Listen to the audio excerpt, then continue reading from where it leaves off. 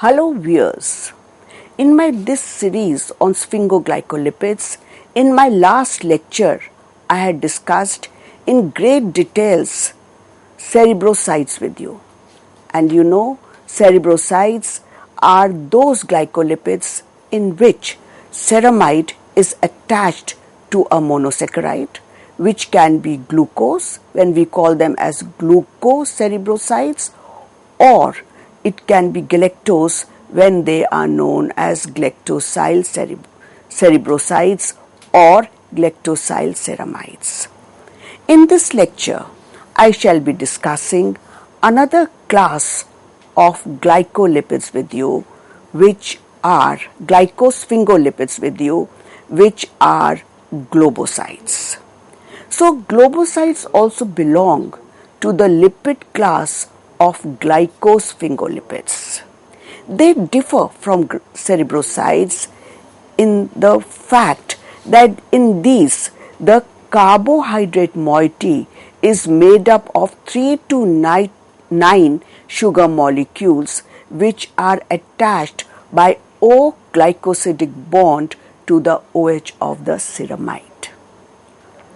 The sugars which are usually present here are N-acetylgalactosamine, D-glucose or D-galactose. So as you can see on your screens here, what we've seen that we have sphingosine, which is the base here. Then we have a fatty acid which is involved in the amide linkage. But the thing that you have to keep in mind here is the structure of the oligosaccharide which is present here.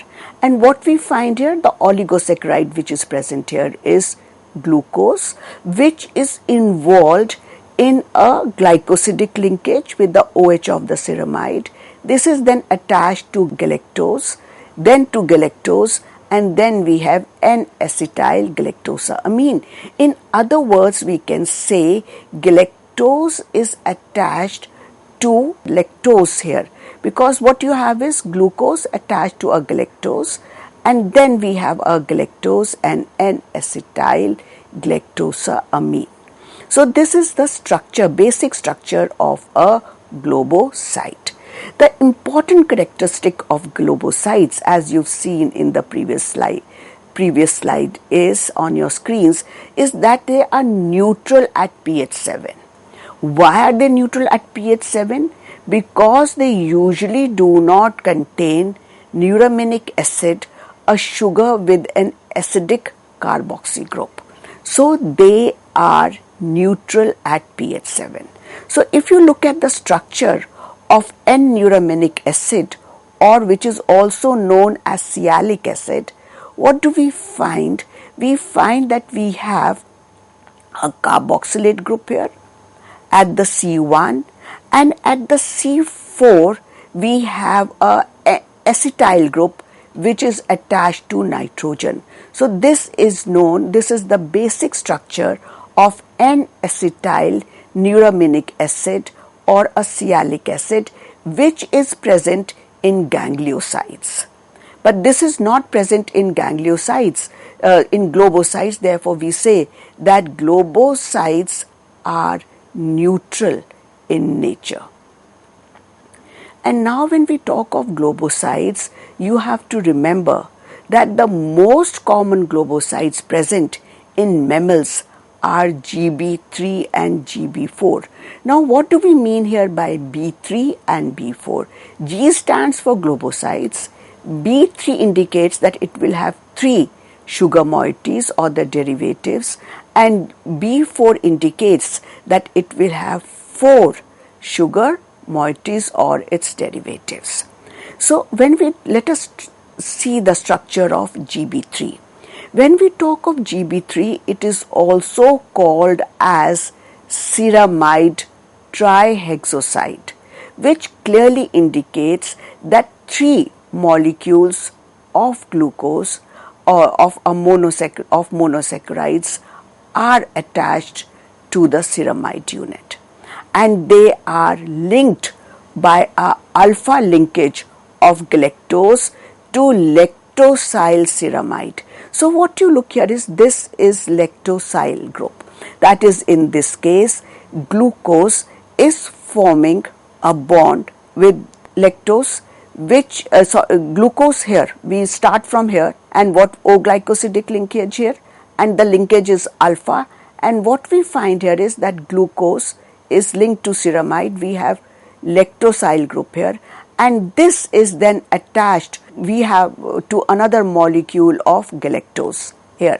So glucose plus galactose is lactosyl, and this galactose is then connected to the lactose molecule here, giving us this GB3.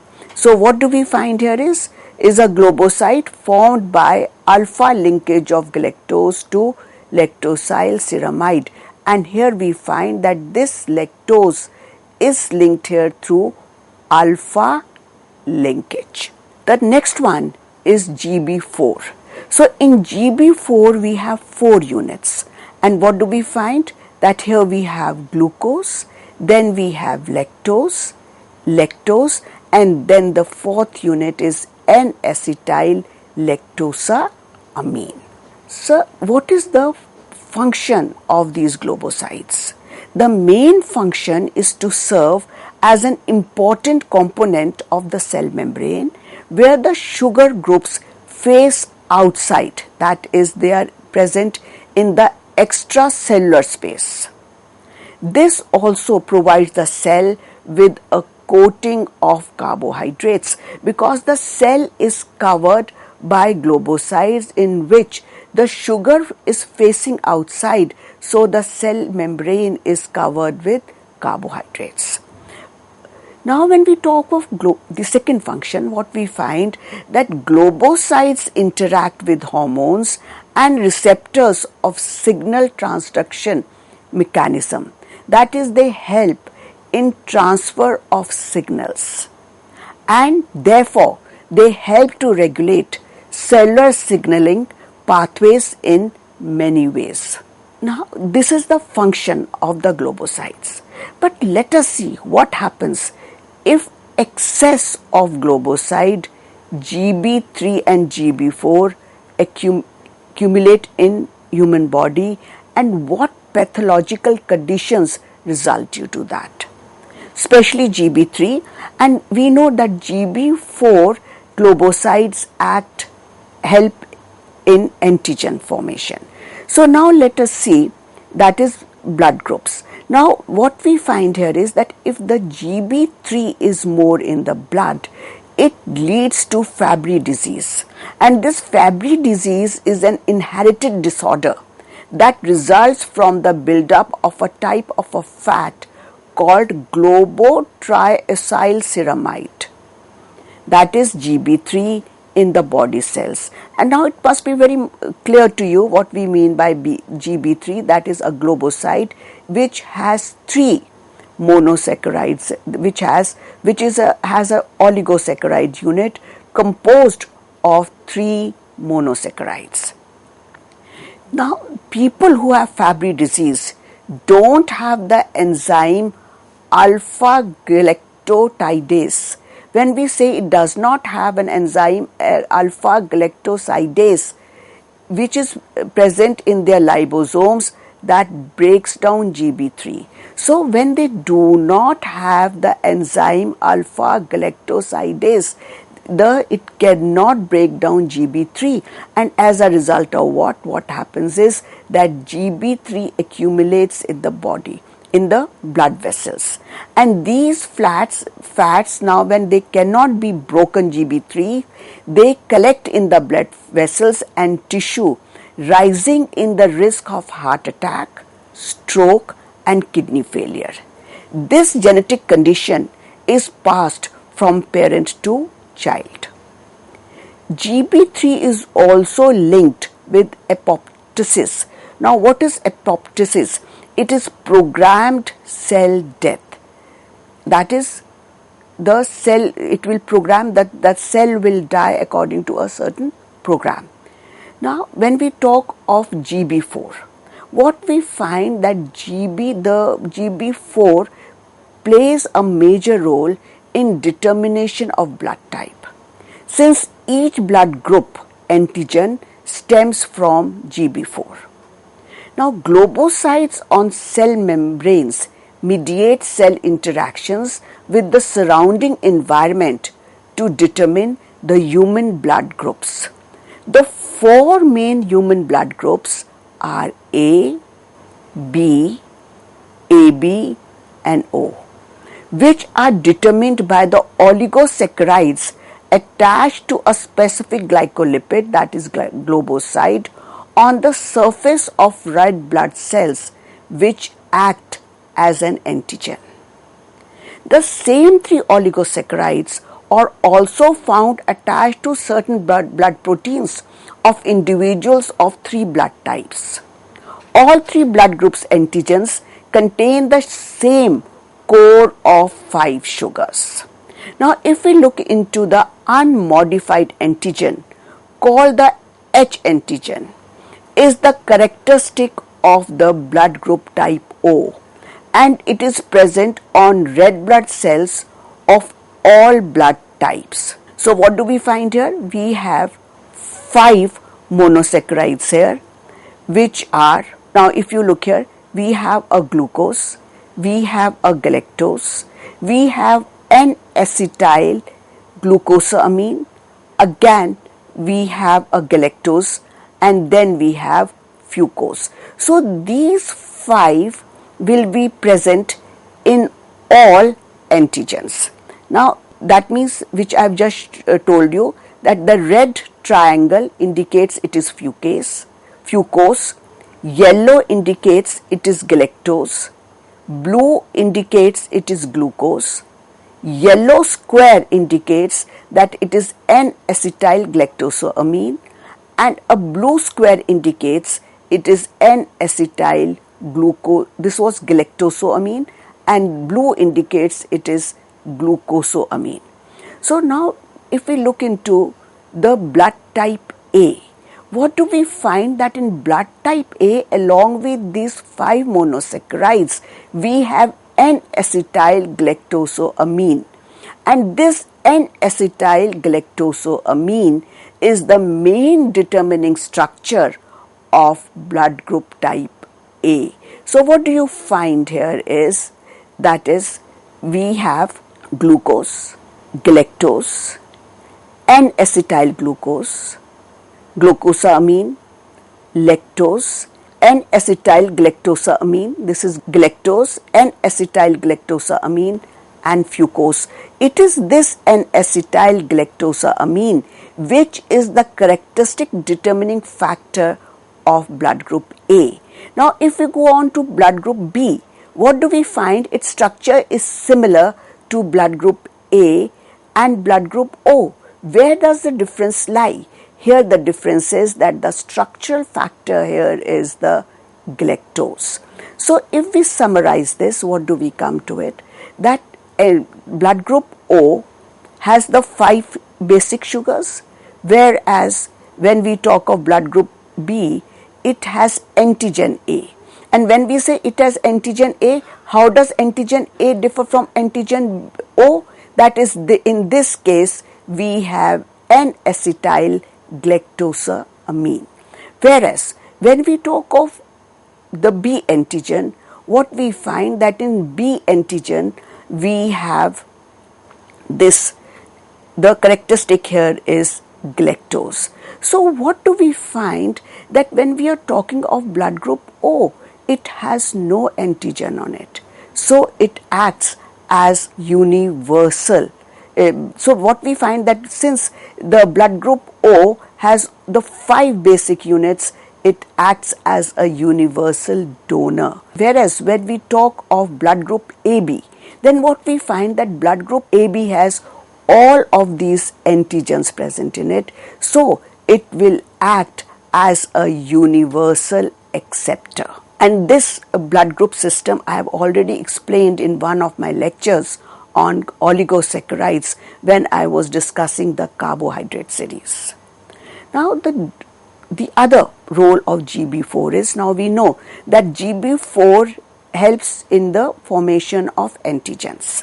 Now, the other factor is that GB4 is also known to act as a receptor for parvovirus B19 after its entry into the host cells. This virus infects only humans.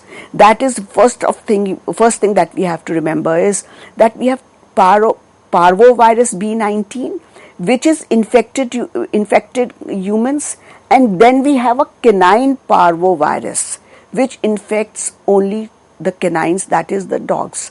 Now, when we talk of the parvovirus B19, when it enters the body, the GB4 acts as a receptor. So, in the host cell. So, what is going to receive this parvovirus? That is GB4 in humans. Now, the second type of glycolipids that we have are acidic glycosphingolipids. So, first let me just quickly summarize here that we've till now discussed neutral glycosphingolipids. For that, we've discussed cerebrosides and globocytes. Now, globocytes. Now, we will go on to acidic glycosphingolipids. What are acidic glycosphingolipids? Acidic glycosphingolipids are negatively charged at physiological level. And what are gangliosides? Now, for this, we have two, gangliosides and sulfatides. So, what are gangliosides? Gangliosides are complex glycosphingolipids with an oligosaccharide fragment and one or more sialic acid residues linked to ceramides. This is how they differ from cerebrosides and gangliosides, that is, they have a sialic acid residue in them.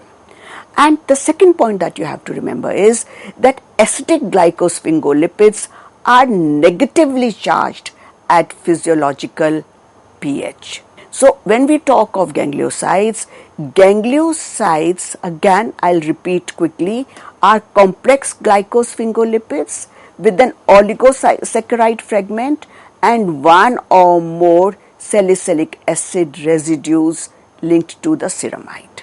The name ganglioside was first used by the German scientist Ernst Klenk in 1942 to designate the lipids isolated from ganglions of the brain.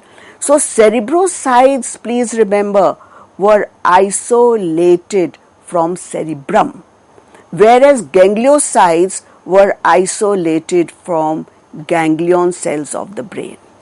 And they are formed of a ceramide connected to a complex carbohydrate radical containing a mixture of glucose, galactose, amino sugars and sialic acid. Please remember, sialic acid is also known as NANA, that is N-acetyl neuramic acid. NANA, N-acetyl neuramic acid is NANA. So now if you look into the typical structure of the ganglioside on your screens, so what we find in this is that we have a ceramide unit here, and then we have a fatty acid here, and this is the complex oligosaccharide unit. In this complex oligosaccharide, what do you have? You have a glucose, you have a galactose, you have NANA here, and then we have N-acetyl galactosamine. So the fatty acid which is present in ganglioside usually contains 18 carbon atoms in it. That is, it is either oleic acid or stearic acid. And if you look into the structure of stearic acid, what do you find? That it is a saturated acid.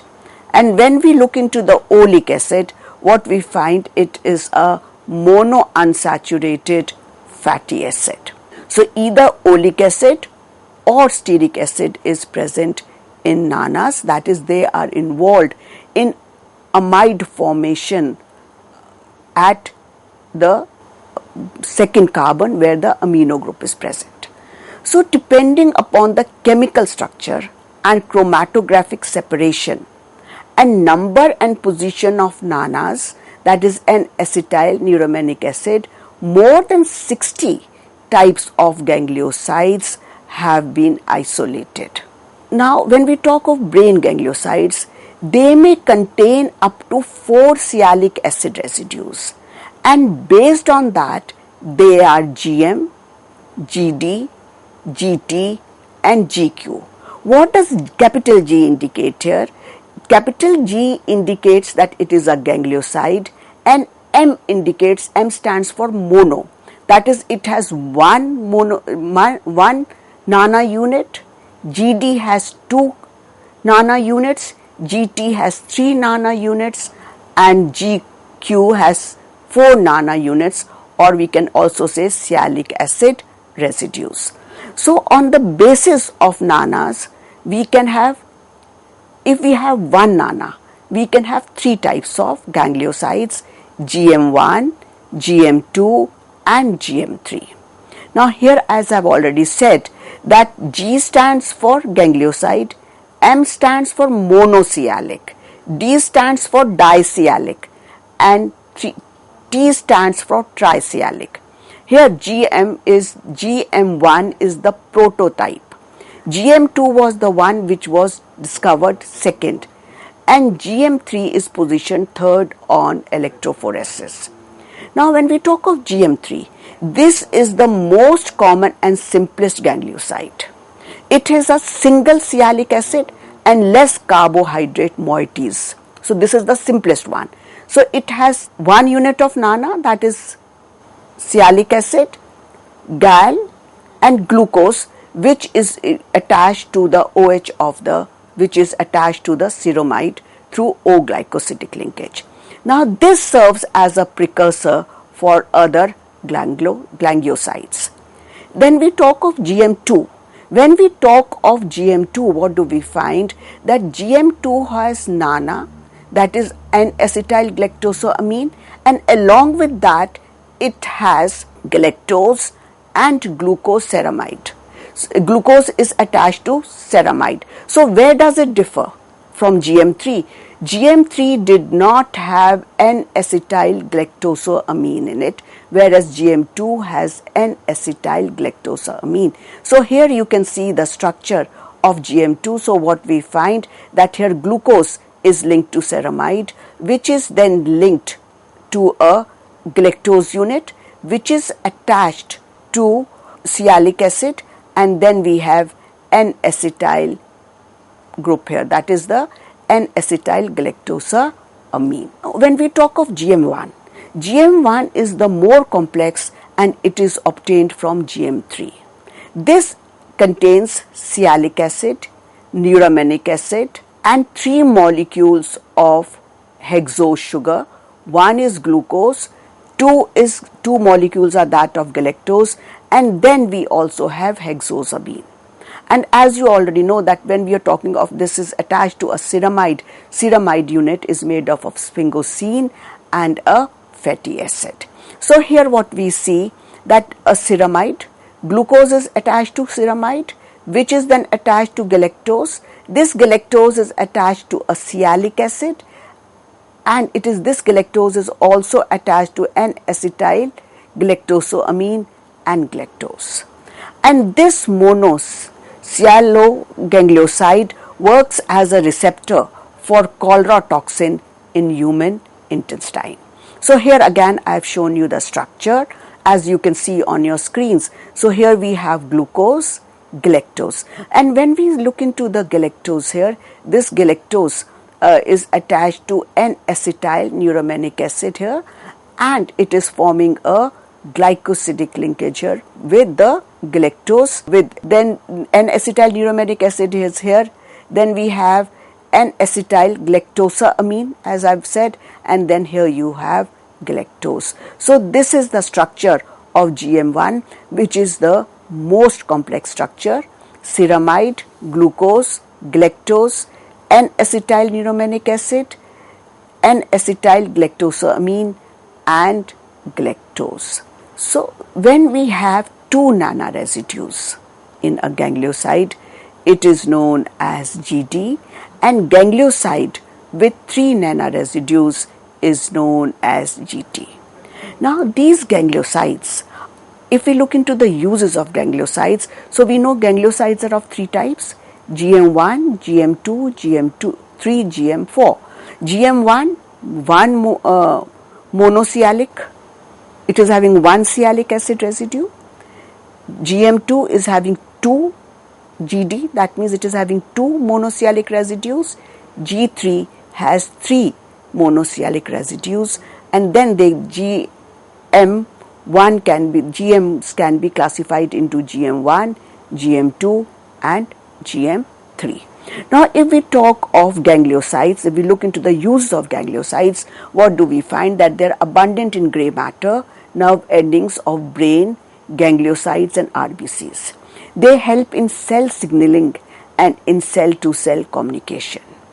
Gangliosides help in molecular recognition, modulation of membrane, proteins and ion channels for transport of biogenic amines, and they are also present on cell membrane of RBCs as antigens. Ganglioside GM1 is present in the intestinal tract and acts as a receptor by which cholera toxin and other toxins gain entry into intestinal epithelial cells. Now let us look into the second category of acidic sphingoglycolipids, which are sulfatides. These sulfatides are also called as sulfated galactocerebrosides. These are sulfate esters of kerosene or phenosene, in which usually the sulfate group is attached to OH group at the C3 or C4 of galactose. So as you can see on your screens, we have a sulfate group at C3, 1, 2 and 3, we have a sulfate group here, and here it is attached to the ceramide unit. It is present in brain, muscles and testes, and sulfatides play a role in immune response and nervous system signaling. To summarize glycosphingolipids, let me tell you that glycosphingolipids are of 2 types. They can be neutral glycosphingolipids or they can be acidic glycosphingolipids. In neutral sphingolipids, we are the 2 examples, cerebrosides, and for cerebrosides we have glucosylceramide and galactosylceramide. Then we also have globosides. Globosides can be lactosylceramide or they can have more complex oligosaccharides and oligosaccharides derivatives, like they can have a typical globoside structure has a ceramide attached to a glucose, attached to a galactose, then galactose which is attached to an N-acetyl galactose.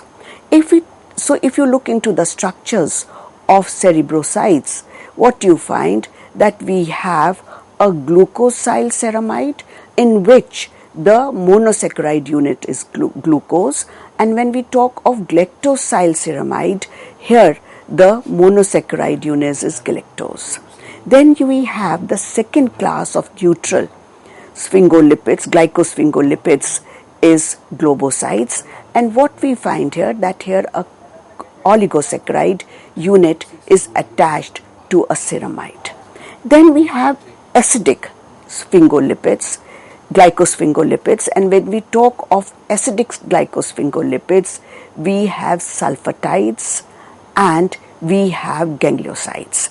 When we have sulfatides, we can consider sulfatides to be derivative of cerebroside, that is galactocerebroside, in which a